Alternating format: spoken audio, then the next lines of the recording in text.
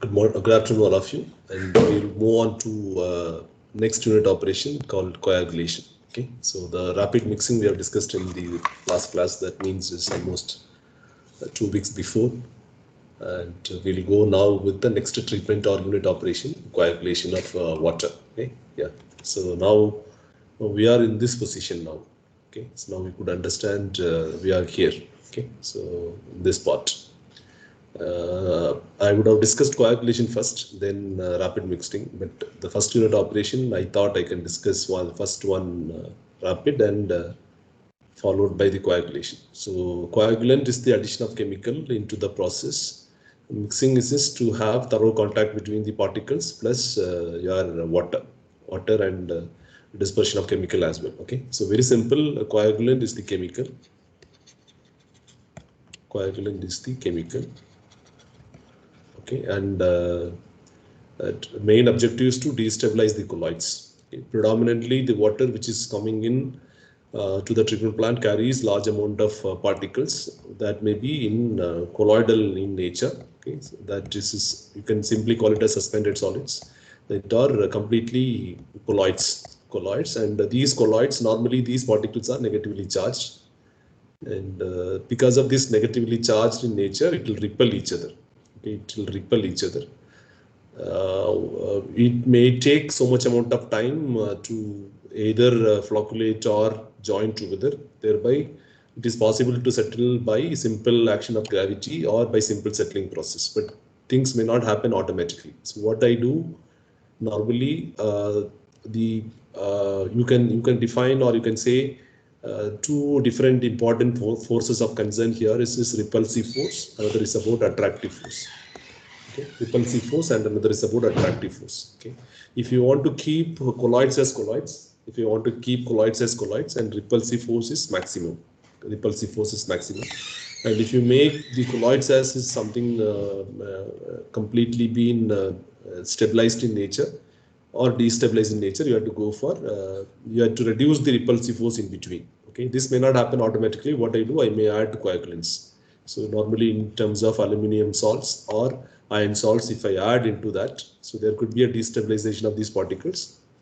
These particles have become something like on flocks. Flocks may aggregate or collide each other, which may form a bigger flocks. This may have a larger gravity that can be subsequently removed in the sedimentation process. Is it okay? So this is what we are going to discuss. Is it fine? Yes, sir. Yeah, particles are negatively charged. Because of this negatively charged in nature, particles are repel each other, which may not have a possibility of collision or aggregate formations together. So what we do is we may add coagulants externally, okay, and thereby these repulsive forces can be minimized. The particles can brought together. Thereby there could be a possibilities of collision and also formation of aggregates. If the aggregate formation happens, and there could be a possibility to remove or separate by simple action of gravity. So that's what these three process happens. Number one, anyway you are adding chemical here that we are going to discuss, and rapid mixing is meant for the thorough contact between these coagulants and also particles to happen. But here I will not allow the particles to make a collision or collide each other. Okay, so here the next process is about flocculation. This also I explained elaborately. You can provide a gentle mixing, thereby this two smaller flocks can be brought together by simple action or simple mixing process. There could be a enhancement of collisions may takes place. Here also I will not allow the particle to settle because a simple agitation or mixing will happen here in the flocculation chamber. And after flocculation, and these particles can be separated or settled in a clarification or settling tank. So these three processes we are going to discuss in detail. Anyway, we are here only now. So coagulant or coagulant addition. Okay. So please remember, coagulation is the process and coagulant is the chemical. Okay. So coagulation is the process for increasing the tendency of small particles in an aqueous suspension to attach to another and to attach to the surfaces such as grains in the filter bed. Anyway, the second point we are not discussing here, that we'll discuss later. But you just remember, is the process for increasing the density of small particles in an aqueous suspension to attach one with another particle. That's what I told you. Negatively charged repel each other, I may add coagulant. That way, these particles can be brought together. There could be a possibilities of collision. It will become a bigger flux, which gains gravity that you can settle down in a settling tank or sedimentation process. Okay, please remember the first point. So the coagulation typically includes promoting the interaction of particles to form a larger aggregate. That's what I explained to you. The process, you just promote the interaction of particles or you make them collide each other, which will form a larger aggregates. Okay, yes. And the coagulation is also a chemical process to remove the turbidity and color producing material. So mostly on colloidal particle. That's what I told you. Okay, so particles in a colloidal form, and which may create either turbidity or color to the water. Okay, more turbid, which will also have more turbidity, more colloidal particles and more turbidity, and sometimes it will also cause or impart color to the water. Okay, so please remember, my primary objective is to, in the water treatment, the primary objective is to remove the colloidal particles. Okay, and even to algal removal, bacteria, organic and inorganic substances, and clay particles. So please remember, this coagulation is the effective treatment to remove turbidity, color, algae, bacteria, and some part of organic and inorganic substances, and predominantly you can remove clay particles also from water. Okay, yeah. So most of the colloidal particles in water are negatively charged. That's what I told you. Okay, negatively charged. Okay, so coagulation is a complex process involving many reactions or many mass transfer steps. Okay, it may not be, if I add a coagulant to the water, the reactions may not happen very immediate because it may follow a sequential three different separate steps. Okay, so number one, coagulant formation is the first step. Second one is about particle destabilization, the second step. Third one is about interparticle collisions. Okay, so please remember these three important steps in the coagulation process. Okay, three separate and sequential, that one after another it will happen. Okay, so if I disperse chemical into the water, there could be a coagulant formation, because normally salts are maybe either in solid form or sometimes maybe in the liquid as well. Okay, so if you add solid into the water, there could be a like the coagulant which will dissolve or sometimes which may disperse into the water, thereby the coagulant may form. Number one, coagulant formation. Second one is about there could be a possibilities of reduction in repulsive forces, so the particles can be brought together, that contributes particle destabilization. And third one, in the flocculation chamber, you just give a gentle mixing, thereby there could be a possibility of interparticle collisions. Okay, so please make a note on these three important steps. Okay, coagulant formation, particle destabilization, and interparticle collisions. Okay, so coagulant formation, particle destabilization, and the interaction typically occur during and immediately after chemical dispersion in rapid mixing. So these three processes can be expected in three different unit operations. That's something is important. Okay, so rapid mixing is for chemical dispersal. Interparticle collisions that cause aggregate formation begin during the rapid mixing, but predominantly it may happen in a flocculation chamber. Okay, so let me repeat again. This something is important. Here this dispersion, and here there could be a possibilities of a destabilization of the colloids, as well as here also you may get the destabilization, but here maybe the most predominant step in the coagulation is interparticle collisions. Interparticle collisions. That's what is being explained in this slide. Okay, rapid mixing is the first one. Interparticle collisions may cause aggregate formation. Begin during the rapid mixing, but predominantly you can have it of only in the flocculation chamber. Okay, in the flocculation chamber. Okay, so please remember here, pH of the water plays an important role in chemical coagulation depending upon the alkalinity. So please remember pH and alkalinity of water. pH and alkalinity of water plays an important role to fix the coagulant dosage and for your removal efficiency. Okay, removal efficiency in terms of either color or in terms of turbidity. Okay, yeah. So these are the contaminants of concern in water. So these are something is important. Okay, these contributes some sort of colloid or colloids addition into the water. Okay, if more natural organic materials are available, it may contains lot of turbidity. Okay, so please remember, number one, predominant the contaminant in the water which may contribute lot of turbidity is number one. natural organic material. Okay, natural organic material. This also we have discussed, I guess, in properties of water. Number one, NOM. Major contributor is from humic substances. Please make a note on that. Humic substances are typically the major component in natural organic material in water supply. So these humic substances may derive from soil and also produced within the natural water and sediments by chemical and biological processes such as decomposition of vegetation. Please make a note on. The surface runoff will carry large amount of surface sediments to the water. There could be a chemical and biological process changes, okay, which may contribute a lot of humic substances to the water. Okay, if it is more humic substances, then predominantly all are colloidal in nature, and normal settling may not be possible. You have to go for coagulations to remove this humic substances. Okay, yes. The next point is important. These humic substances are anionic polyelectrolytes, okay, which may carry charges. Okay, anionic polyelectrolytes, and the low to moderate molecular weight, and which also contains carboxyl and phenolic group. Okay, and which may also have aromatic and aliphatic components. These are surface active. Okay, surface active, either which will carry positive or negative charge. Surface active, and they are refractive and can persist in the water for long period of time. So please make a note on. These are some important points with respect to humic substances. Okay, these are polyelectrolytes, low to moderate molecular weight, and charges is because of carboxyl and phenolic group, which contains aromatic and aliphatic compounds. These are surface active and they are refractive, and which may not degrade by its own unless otherwise you change it or destabilize. Okay, whatever water which contains a lot of NOM, and if you consume NOM directly taken into a body as NOM, because it may not degrade by its own. Okay, biological organisms may not able to degrade by its own. These are refractive and can persist in the water for a long period of time. Is it okay? Yes, sir.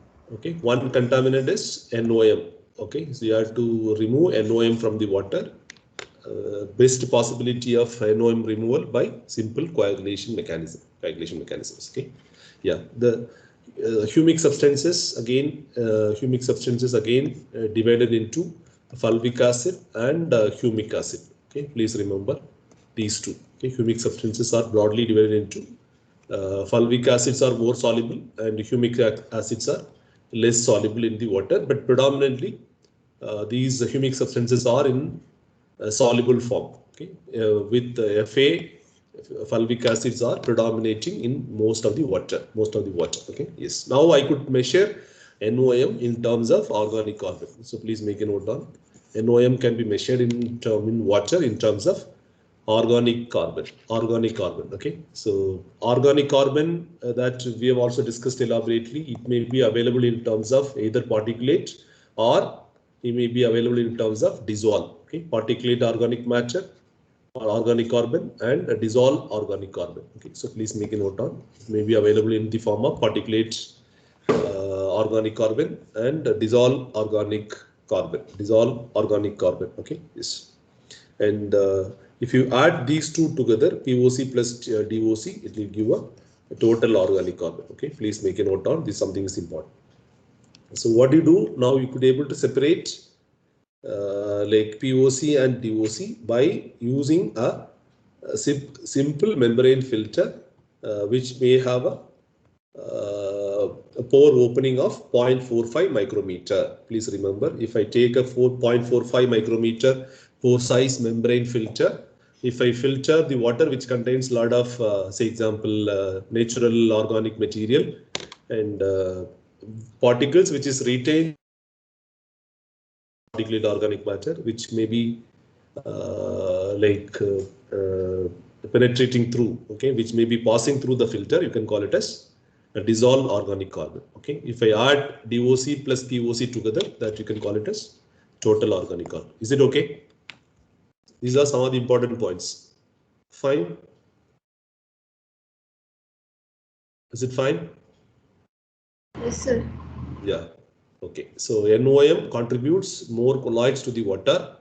Okay, and NOM you can also measure in terms of TOC, total organic carbon, which is the summation of dissolved organic carbon plus particulate organic carbon, and if it is being separated by a 0.45 micrometer pore size membrane, which is trapped onto a top of the membrane filter, you can call it as that is POC, and which is passing through, that is in terms of dissolved organic carbon. Okay, yeah. And second, the major contributor, it is disinfection byproducts. Disinfection byproducts. Okay, so please make a note on that. Also, we discussed, I guess, if the sufficient amount of organic matter is present in the water, if I add chlorine during disinfection activity to kill or remove all the pathogenic organisms. Okay, this the chlorine may react with the organic carbon or organic matter in the water, which may form disinfection byproducts. Okay, organic matter in the water. Okay, and you may add chlorine for disinfection, which will form disinfection byproducts, DPP. Okay, so please make a note on this. Disinfection byproducts.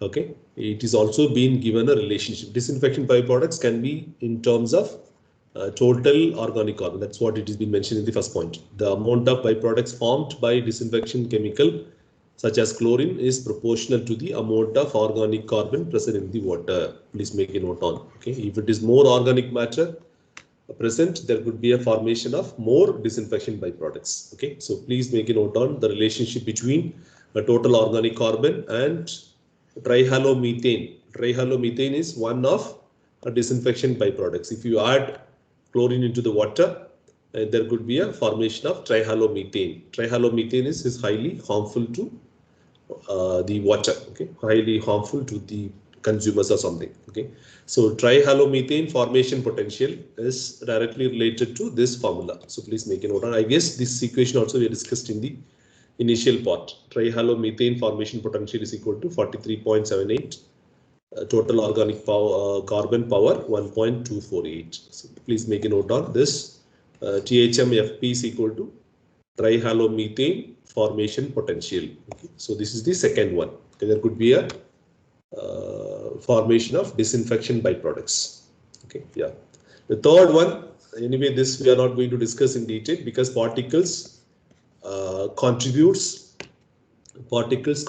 more amount of or turbidity to the water.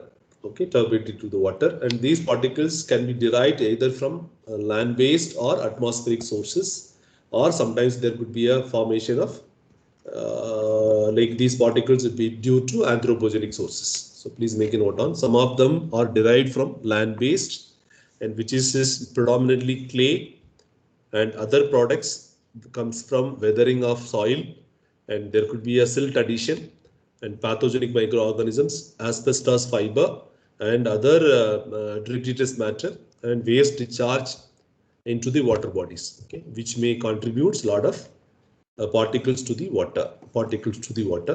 And there could be a addition of precipitates. Okay, so example calcium carbonate and also manganese oxide, and which may also contribute a lot of chemical particles to the water system.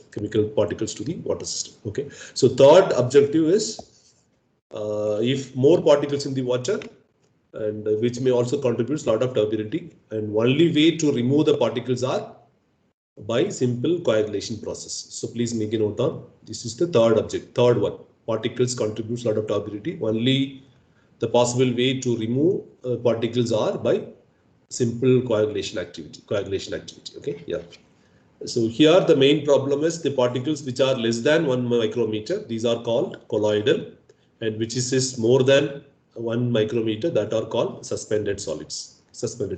Okay, yes. Here also again there's a membrane filter which is 0.45 micrometer pore size membrane filter. There could be a possibility to separate which are suspended and which are colloidal. Okay, so whatever we are discussing in coagulation point of view is the colloidal particles. Suspended particles is easy to remove, because if I allow the water to settle, or allow the particle to stand for some period of time in a tank, and all the suspended solids more than that of the gravity start settling down at the bottom of the tank or bottom of the vessel or something. But colloidal particles may not have a possibility to settle, because these particles are negatively charged. This will repel each other.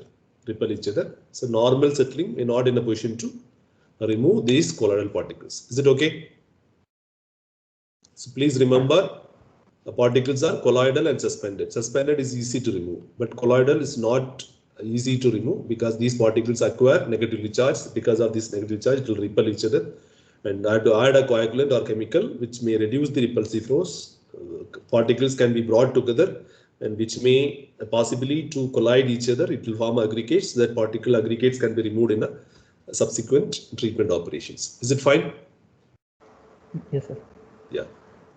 Okay, so these are being familiar with these concepts, then we'll move on to different types of coagulants. Okay, so coagulants, please remember, these are in terms of aluminum salts or iron salts, or sometimes you may also use polymers. Please remember, aluminum salts, iron salts, with or without addition of polymers are coagulant aids. These coagulant aids will come back later, but you just remember now aluminum salts and also iron salts. Okay, yeah. So this process, if I add coagulant to the water, this process is very complex and involves these different steps. These three different steps. Number one, dissolution. Number two, hydrolysis. Number three, polymerization. Please make a note on these three.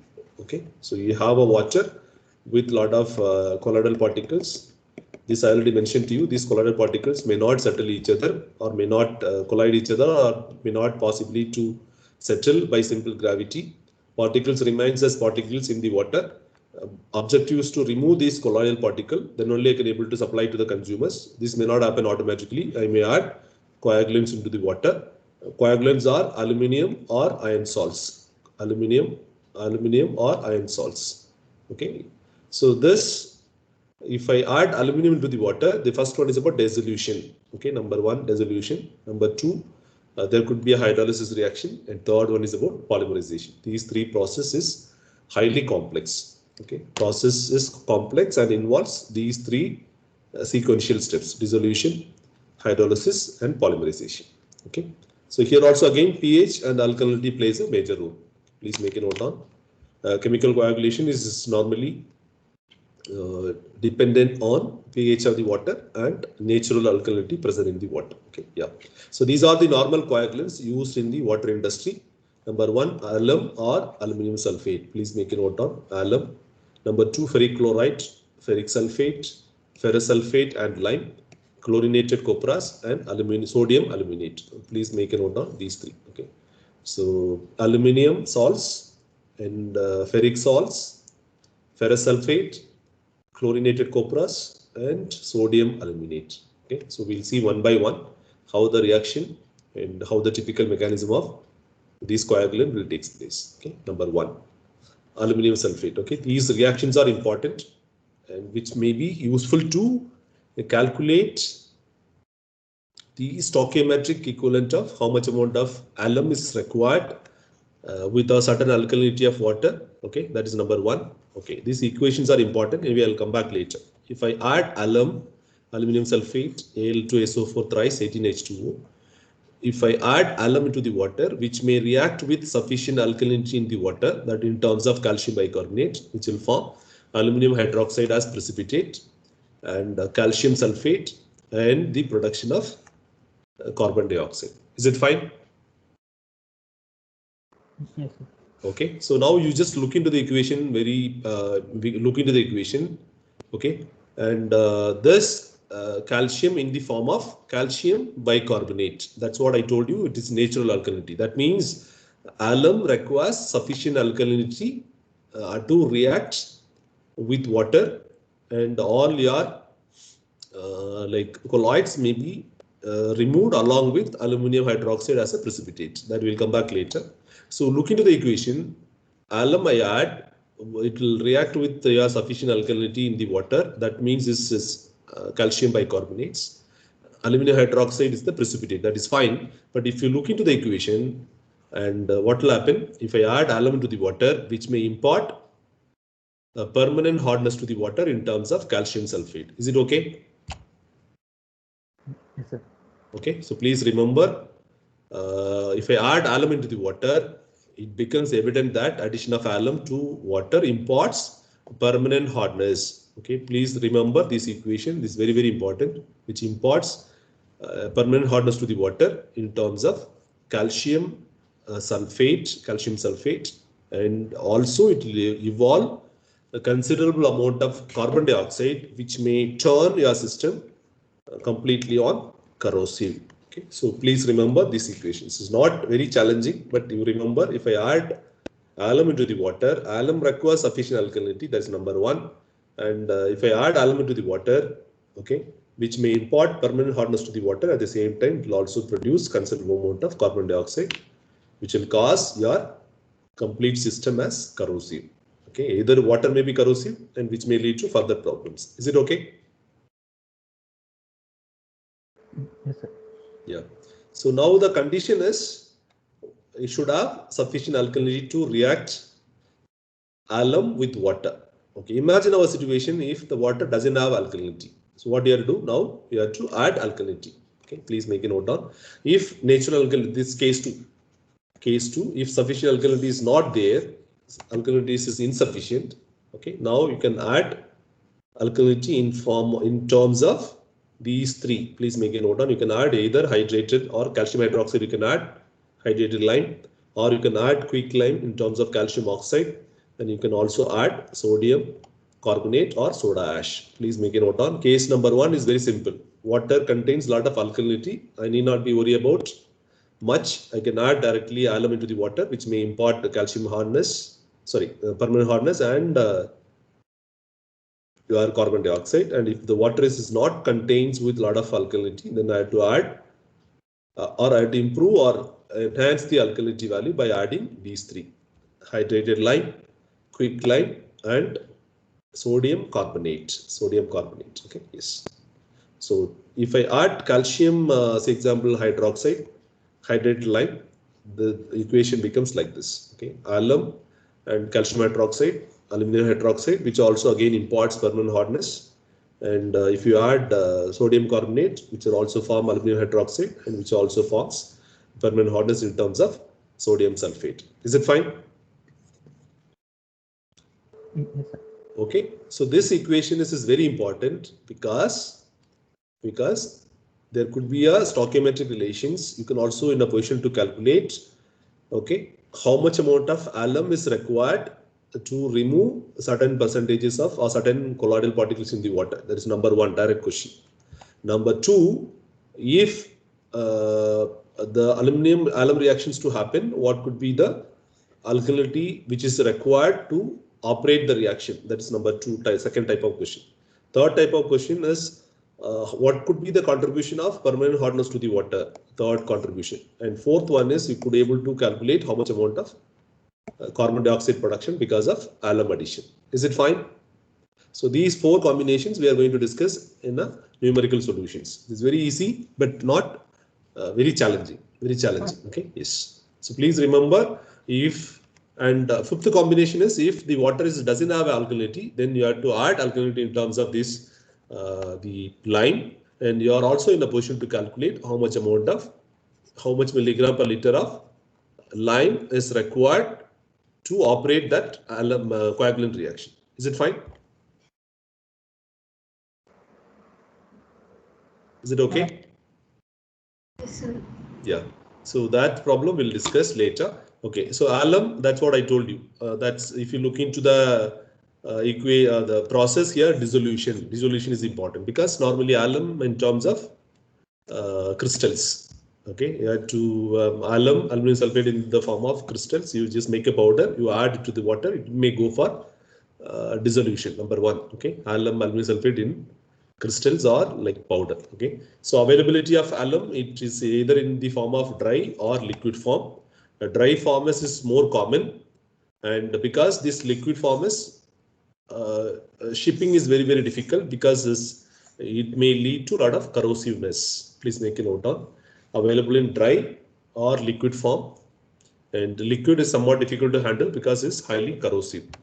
Okay. Dry form is most common. It may be available in either granular or powdered, or it may be available in the lump form. And dry chemicals can be easily shipped because it may be easy to ship by bags, or you can ship in terms of or with the barrels. With barrels. Okay. Yes. Okay. The second one, ferric chloride. Okay. These are only the chemical reactions you could remember, but the examination point of view, anyway, you're going to refer. But the only thing is about how to logically apply these equations to find out your, say, example, quantity in terms of milligram per liter. Okay, so this is again, if natural alkalinity is present, and if you add ferric chloride in the water, it may react with the natural alkalinity, which will form ferrihydroxide.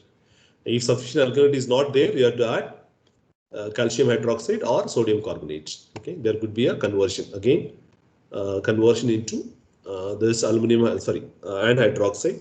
Okay, iron hydroxide as a precipitate, and this all your aggregates or destabilized colloids are may be attached onto a surface. That we will come back later.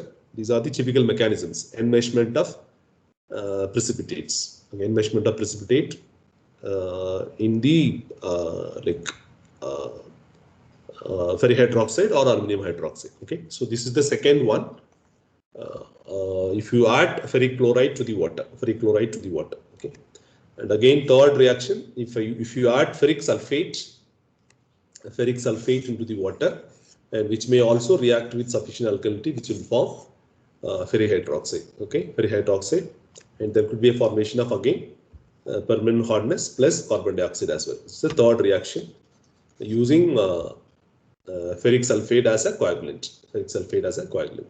Okay, and fourth one, and if you use ferrous sulfate, okay, so please make him note on here, and if you use ferrous sulfate, okay, and before ferrous sulfate addition, you have to use hydrated lime to raise the pH, okay, and followed by the presence of dissolved oxygen. Okay, so ferrous sulfate, if you add calcium hydroxide, which will form ferrous hydroxide, and followed in the oxidative environment, which will convert everything into a ferrihydroxide. Is it okay? Is it fine? Yes, sir. Yeah. So ferrous sulfate, please remember, if you add ferrous sulfate in terms of Fe2+, and that reactions may happen in elevated pH. For the elevation of pH, you have to add hydrated lime or slaked lime. It will form FeOH twice, and followed by the presence of dissolved oxygen, which everything may be converted to ferrihydroxide as a precipitate. Okay, so these are iron salts you would have come across: ferric sulfate, ferric chloride, and also ferrous sulfate. So these are the three predominant iron salts used in the coagulation process. Okay, last one is about chlorinated copras.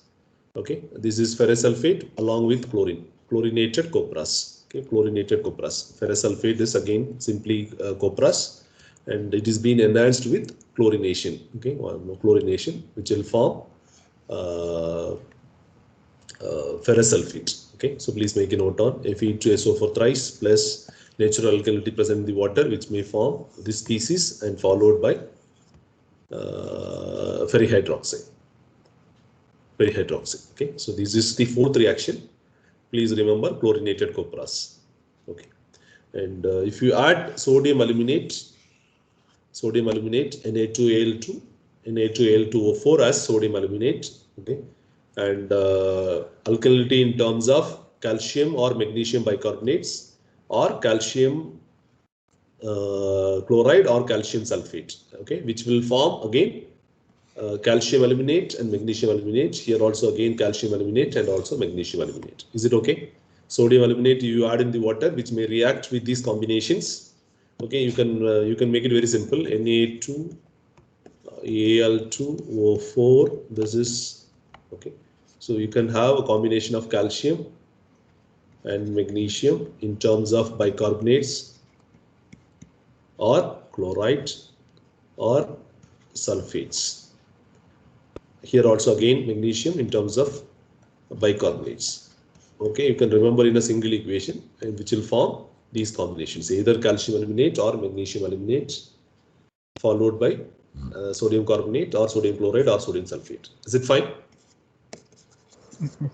Okay, this is easy to remember. Okay, so these four combinations. Is it fine? So this is something is important. Let me repeat again. Predominantly, they may use iron and alum salts, aluminum salts. Okay, aluminum salts.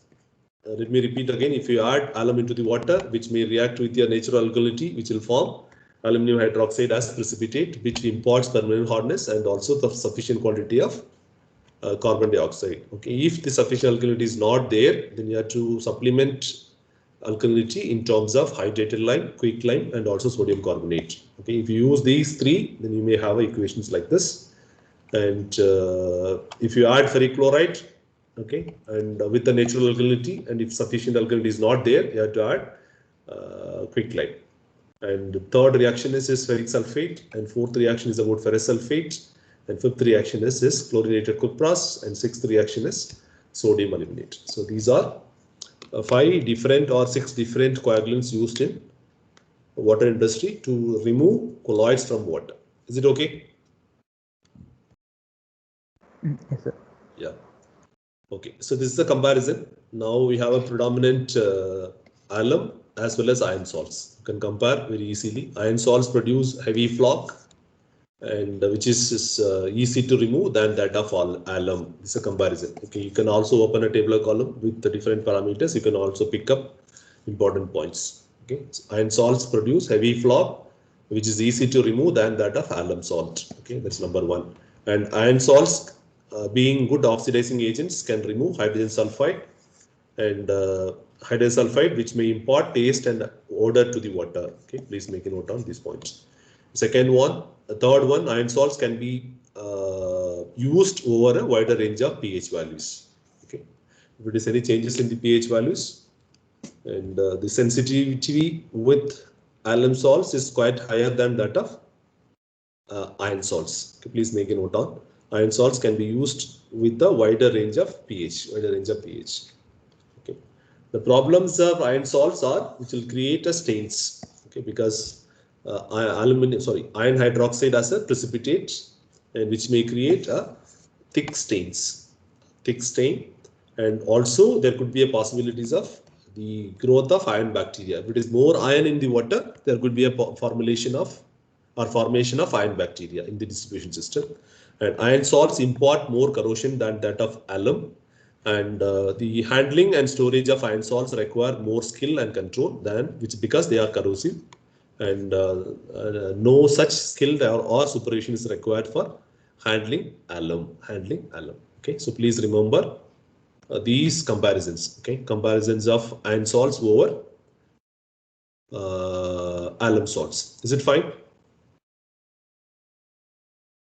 Is it okay? Yes, sir. Okay. So now, being familiar with the coagulant, okay, now I have to optimize the coagulant dosage. Okay, so please make a note on how to optimize the coagulation or coagulant. Okay, you have to determine the optimum coagulant dosage in the laboratory using jar test. Please make a note on. And because you may not know what concentration of turbidity or what concentration of colloids is coming to a treatment plant. Every day you have to do the jar test in the laboratory. Okay, in the treatment plant itself, you have to optimize the parameter. Here the optimized parameters are two parameters. One is dose, and second one is you have to optimize the pH. These two experiments you have to do it in the laboratory using jar test. Okay, please make a note on. Purpose of the jar test is to select the coagulant, to determine the coagulant dose, and to determine the optimum pH, and to determine what type of mixing you have to provide. Okay, rapid mixing and slow mixing, and in what dilution you have to apply these coagulant in the water. These are the primary objectives or purposes of these jar test. Okay, so please make a note on jar test apparatus. Okay, let me show you. This is the simple jar test apparatus in the laboratory. Okay, it may have 6 paddles. That's what is being explained here.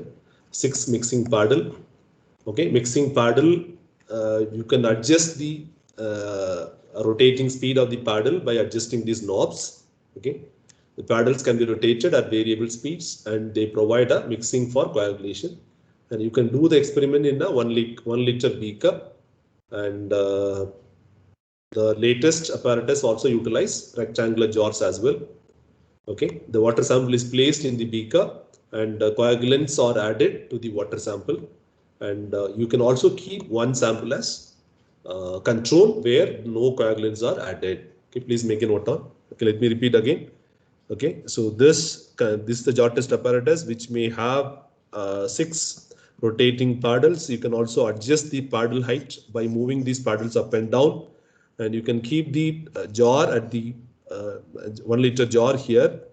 Okay, and you can also possibly to view the coagulant reaction, okay, by illuminating this light. Okay, these are tube lights. You can switch on the tube light, you could able to see like the formation. Let me show you. Okay, this is what normally they do it. Is it okay? Is it fine? Yes, sir. Okay, I may not know what concentration or what coagulant dose I can add to destabilize the colloids. That's what I told you. We have to go for a random fixing. Say example, if the water contains 50 NTU of colloidal substances, for that I may require what concentrations I may not know. So what I do, I may take a 6 beaker. One is control, another is about 4 beaker. 1, 2, 3, 4, 5. I may also vary 1 milligram per liter of coagulant in this beaker. 2 milligram per liter here, 3 milligram here, 4 milligram here, and 5 milligram here. Okay, so that I add, and initially what I do, I may go for a rapid mixing. Please make a note on this. Steps are the coagulant addition,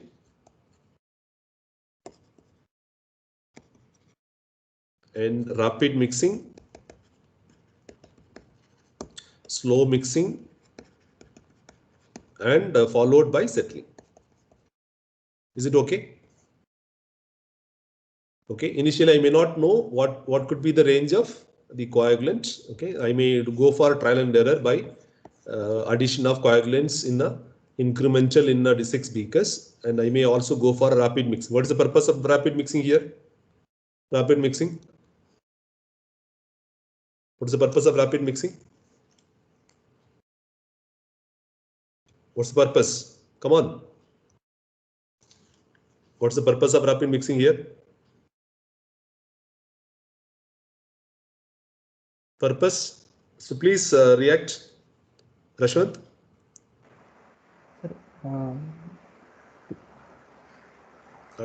Rapid mixing is for the dispersion of chemical, am I right?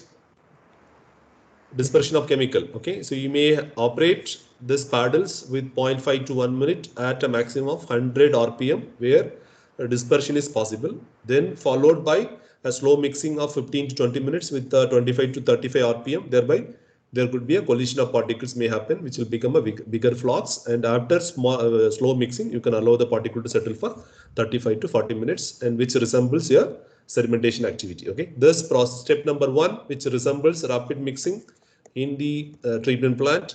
The second step resembles or similar to the flocculation chamber where you can provide a smaller mixing, and third one is almost similar to your sedimentation tank or sedimentation activity in the treatment plant. Is it okay? Rapid mixing, and this is slow mixing imparts flocculation, and third one is settling for 35 minutes.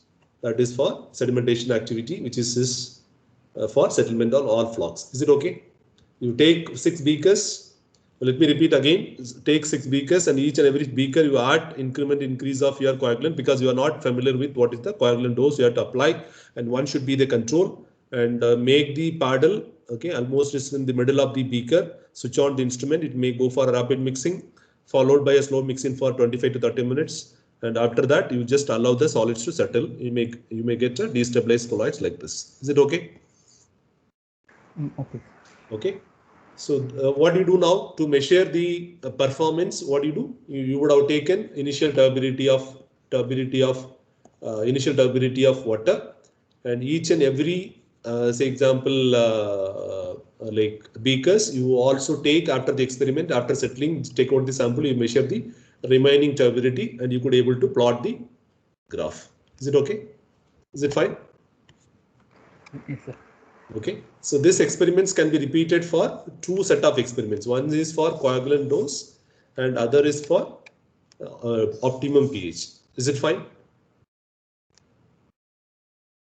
Is it okay? So this you could be able to see now the turbidity remaining versus alum dosage. That's what I told you. 2, 4, 6, 8, 10, 12, 13 in a different beaker. And you can also measure the remaining turbidity. Initial turbidity, remaining turbidity means initial turbidity you don't rotate.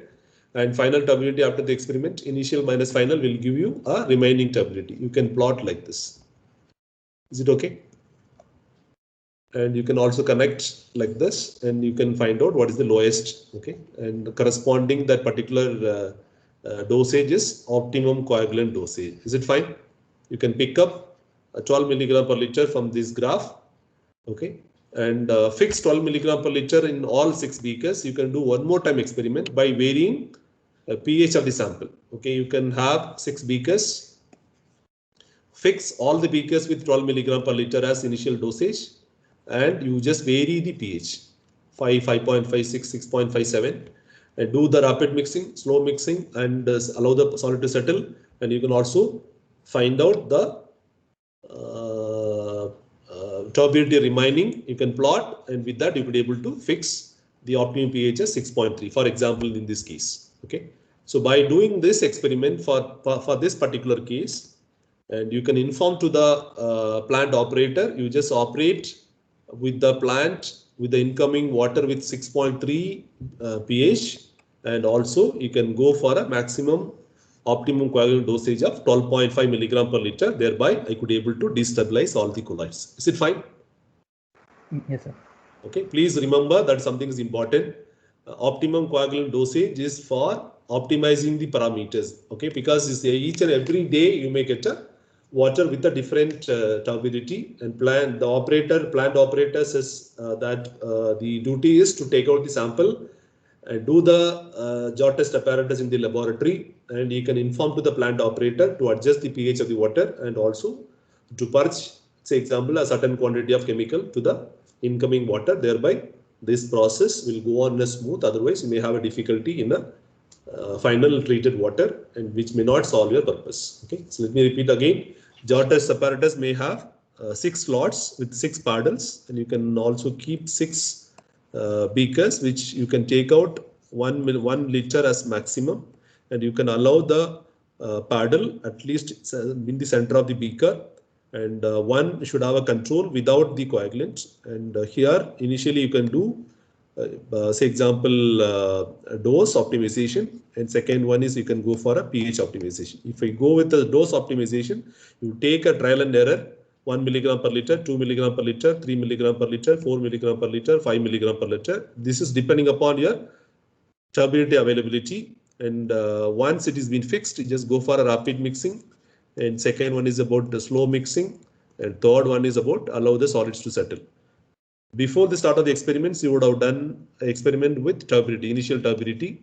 And after this process, take out the final sample with turbidity. You can note down the turbidity remaining, draw a graph versus dosage versus turbidity remaining. You may get a plot like this, and you can find out what could be the optimum dosage. Step number 1 is over. Step number 2, I have to find out what could be the optimal pH. Do the experiment one more time. Okay, you just allow the optimum dosage in all the beakers, vary the pH in individual beakers, go for a rapid mixing, slow mixing, and allow the flocks to settle. And you also note down the initial turbidity before the start of the experiment, and after the completion of the experiment, just take out the sample. You just find out in each case what is the turbidity remaining. You can also draw a graph, pH versus turbidity remaining. You may also get a graph like this and find out this optimum pH. Inform to the plant operator with the optimum pH and also the dosage. Thereby the plant sequencing can be done, and thereby you could be able to remove a considerable amount of colloids during the treatment. Is it fine? Yes, sir. Okay. Yeah. So one more is the polymer. Apart from this chemical addition, the polymer that probably we'll discuss in the next class. Is it okay? Okay. Yeah. So one more class is on polymer addition, and we'll also see 2-3 stoichiometric calculation of these coagulant dosage, and with that we'll close coagulation and we'll move on to the next treatment operation. Is it fine? Yes, sir. Yeah. Thank you. Any clarifications here? Whatever we have discussed so far is what is coagulation? What are the materials which contributes colloids in the water, and what are the different coagulants and coagulant reactions, and how to conduct optimum coagulant dosage or pH by using Jot test apparatus in the laboratory. It's okay? Yeah. So let me download the attendance now. Yeah. Thank you so much.